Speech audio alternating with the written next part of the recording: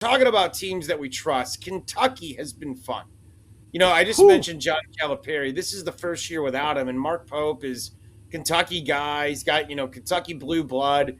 And it's just been kind of cool to see. Yeah, it's a bunch of new faces, but it's a bunch of guys that are, not from the heralded sexy programs, fun players. I mean, guys that we've seen have success at places like San Diego State. But this is a team that certainly has really captured the state's imagination. Can they, and defense is certainly a question, but can they, Jarrell McNeil, make a run to the Final Four? Dare we bring it up? I think they can. And it'd be cool. And it's really the flip side of this, and how it would be crazy just for him to be able to, Coach Pope to be able to do that in his first year. But I think it's almost just the complete polar opposite, almost of what we were just talking about with Duke. So Duke is young, and those are the guys. But this is an older team, man. It's an older team with a lot of guys who, they not necessarily. And I say this not to be facetious, just like they're not NBA lottery pick guys. They're not first round of the draft necessarily. Not to say that none of them are or won't be, or it's not possible, but just saying from a talent perspective.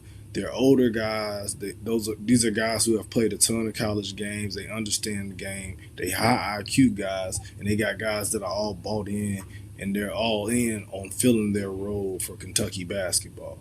And when you get that type of, synergy in a group like that, where there's not a whole lot of ego on that team, you could tell by the way they play.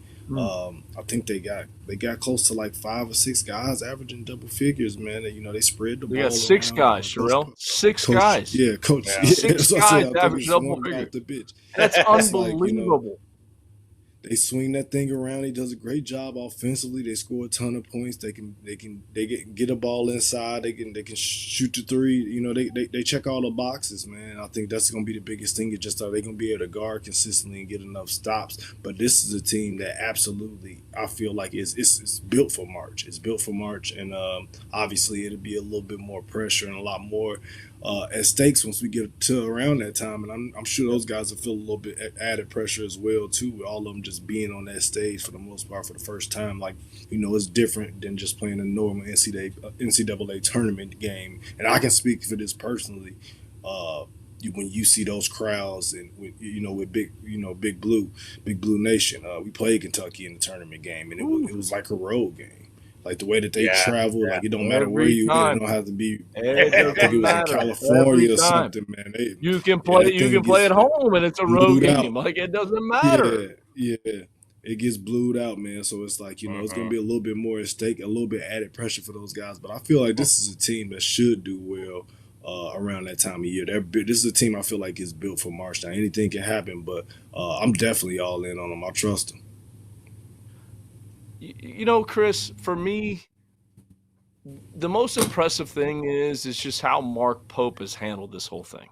It really is. And I don't like, and the three of you, we can all chime in, all three of us, like when he got the job, were we like, he's the guy? No. He's the guy for Kentucky? No. He's the guy just because he played there? Oh, he's the guy? And he's embraced it. And he is doing an unbelievable job. No, he is the guy. He is the guy.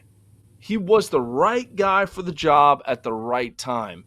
And all the expectations and all the pressure that's on him and how he's handling it and how he's handling his players and how they're playing the game of basketball where it's unselfish. It is so impressive to see. Now, look, to Jarrell's point, you got to win games. You got to win games in March.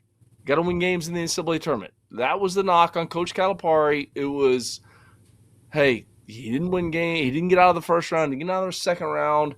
He lost these games, everything. So we'll see what happens. But credit Mark Pope because they're playing the game of basketball, in my opinion, the right way. The ball's moving. It's hopping around. They're unselfish. You got Kobe Brea coming off the bench, going for 23 against the Florida Gators. And he's accepting his role. It's great to see. They don't have the McDonald's All-Americans and the players that are, ranked 1, 2, 3, 4, 5 in the country. No, they're playing the game the right way. It's opposite of what Coach Cal was doing. And that's not a knock on Coach Cal. It's just different.